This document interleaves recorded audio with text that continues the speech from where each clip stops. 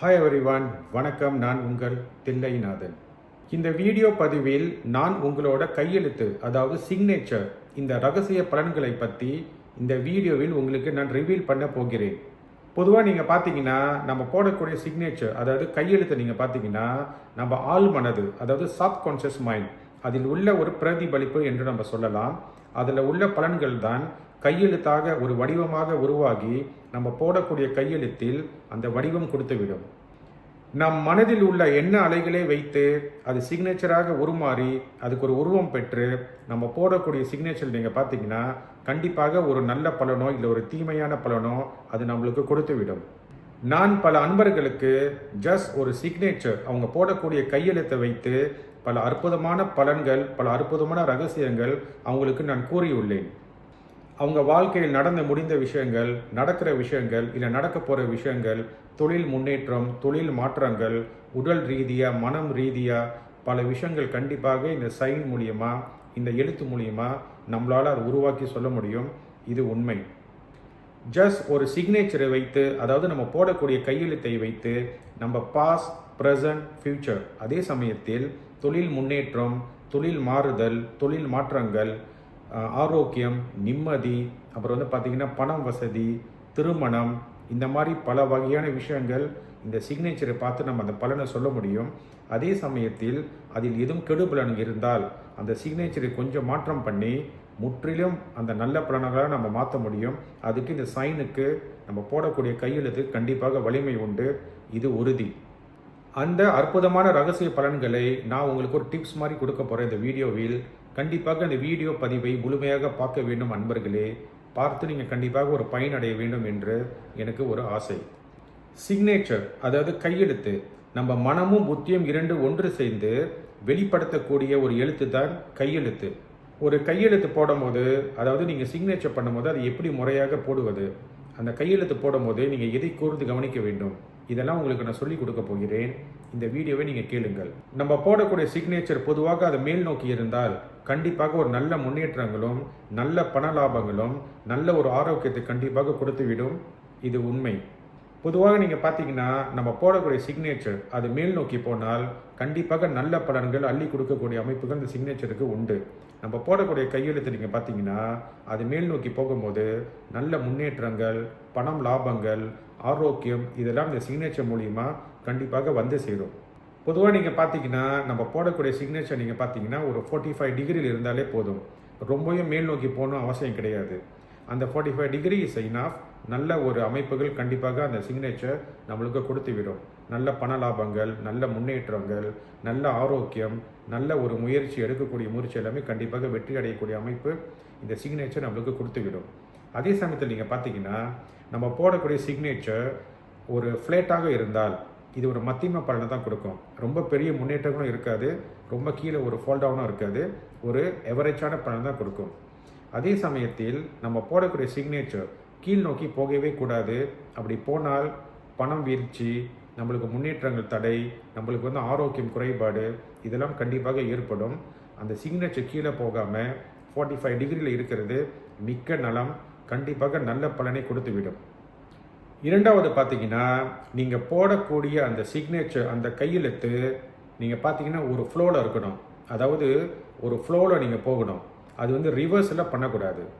எப்பயுமே நீங்கள் பார்த்தீங்கன்னா போடக்கூடிய சிக்னேச்சர் ரிவர்ஸில் வந்துச்சுன்னா அது நல்ல ஒரு சிக்னேச்சர் கிடையாது. நிறைய கஷ்டங்களும் துன்பங்களும், வாழ்க்கையில் பேக் ஃபார்வர்ட், அதாவது பின்னோக்கி தான் நம்ம வாழ்க்கை போகும். அதனால் போடக்கூடிய சிக்னேச்சர் பார்த்தீங்கன்னா அது முன்னோக்கி போகணும், ஒரு ஃப்ளோவில் போகணும். ஆனால் அது பேக்வேர்ட்லேயோ நீங்கள் ரிவர்ஸில் அந்த சிக்னேச்சரை இழுக்கவே கூடாது. எத்தனையோ பல அன்பர்கள் அந்த சிக்னேச்சர் நான் அவங்களோட பார்க்கும்போது அந்த சிக்னேச்சர் பார்த்தீங்கன்னா சிக்னேச்சர் போட்ட பிறகு பின்னால் ரிவர்ஸ் பண்ணுவாங்க. அப்படி ரிவர்ஸ் பண்ணுறவங்க நான் பார்க்கும்போது எல்லாமே ஒரு 90% பார்த்தீங்கன்னா கண்டிப்பாக கஷ்டப்படுறாங்க. வாழ்க்கையில் நிறைய துன்பங்களும் நிறைய ஏமாற்றங்கள் அவங்களுக்கு நடந்த பிறகு தான் என்னை சந்திக்கும் போது அந்த சிக்னேச்சர் பார்க்கும்போது கண்டிப்பாக அந்த சிக்னேச்சர் ரிவர்ஸில் வரதை நான் பார்க்கிறேன். அதனால் அதை தவிர்த்து கொள்வது மிக்க நலம். மூன்றாவது டிப்ஸ் பார்த்தீங்கன்னா நீங்கள் போடக்கூடிய சிக்னேச்சரில் வட்டம் போடக்கூடாது. அதாவது நீங்கள் சர்க்கிள் போடக்கூடாது. பொதுவாக நீங்கள் பார்த்தீங்கன்னா சில பேர் சிக்னேச்சர் பண்ணும்போது, அதாவது சைன் பண்ணும்போது நீங்கள் பார்த்தீங்கன்னா இந்த பூஜை மாதிரி போடுவாங்க. அதாவது பல வட்டங்கள் போடுவாங்க. கண்டிப்பாக போடக்கூடாது.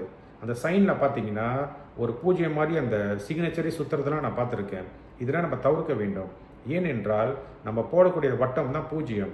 பொதுவாக அந்த பூஜ்யம் பார்த்தீங்கன்னா ஒரு மனிதனை ஜீரோவாக்கக்கூடிய அமைப்பு இந்த பூஜ்யத்துக்கு கண்டிப்பாக உண்டு. ஒரு சைனில் நீங்கள் நிறையா பூஜ்யம் போட்டிங்கன்னா, நிறைய வட்டங்கள் போட்டிங்கன்னா கண்டிப்பாக உங்களுக்கு பூஜ்யம் ஆகக்கூடிய அமைப்புகள் கண்டிப்பாக உண்டு. அதனால் இந்த வட்டத்தை நீங்கள் தவிர்த்து கொள்வது மிக்க நலம்.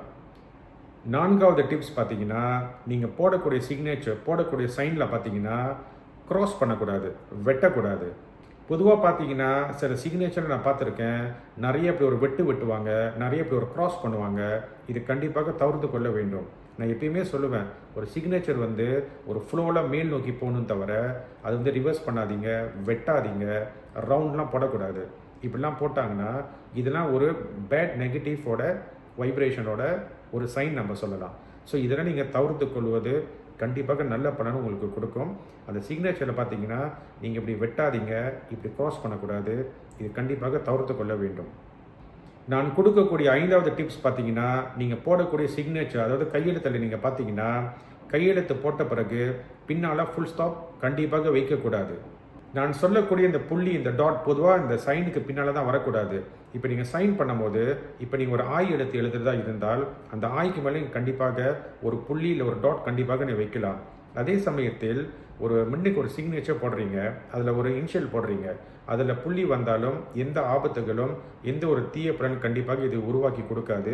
இது நீங்கள் தாராளமாக கடைப்பிடிக்கலாம்.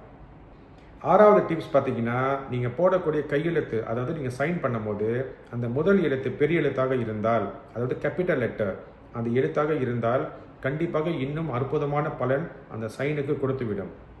பொதுவாக நீங்கள் பார்த்தீங்கன்னா, நீங்கள் போடக்கூடிய சிக்னேச்சர் அந்த முதல் எழுத்து நீங்கள் பார்த்தீங்கன்னா பெரிய எழுத்து, அதாவது கேபிட்டல் லெட்டர் அந்த மாதிரி வந்துச்சுன்னா கண்டிப்பாக நல்ல பலன் கொடுத்து விடும்.